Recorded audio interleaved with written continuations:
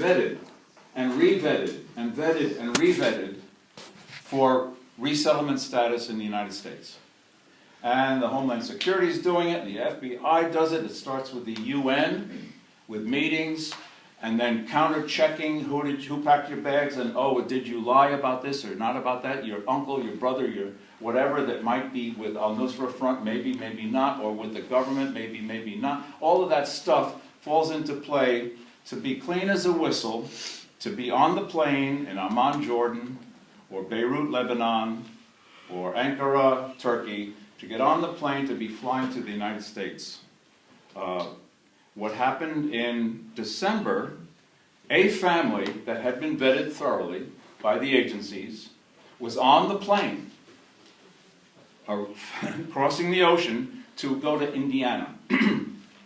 And that was the time when a number of governors, Texas, Michigan, Indiana, some other places, a number of said, no Syrian refugees, thank you very much, zero. No Muslims, no Arabs, no Syrian refugees in my state.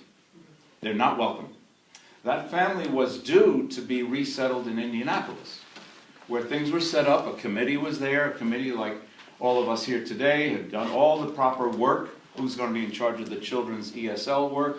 Who's going to be in charge of health care? Who's going to be in charge of furniture? Who's going to be in charge of the landlord circumstance? That was all set up. No. The State Department said, no, the state, Indiana, is not a welcoming state for that family en route. State Department called the plane and said, you know, we got to do something here because this state is not welcoming for this family.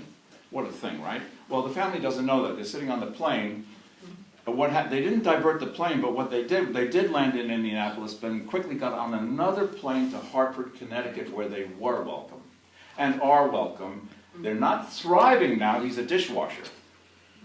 And the children are in the school in Bridgeport, in New Haven, after this whole incident. Well, the reason why I'm mentioning this story in Connecticut, and the agencies that deal with Connecticut, Church World Service, CWS, is one of the 9 resettlement agencies.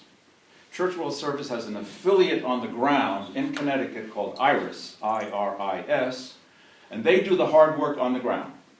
They do the who's in charge of the furniture, who's in charge of the education for the kids, who's the health care, and so forth and so on. And the integration in the community, how are you doing? How are you getting to the grocery store? Do you have do you need a translator? Don't you need all that hard work? The agency is called IRIS.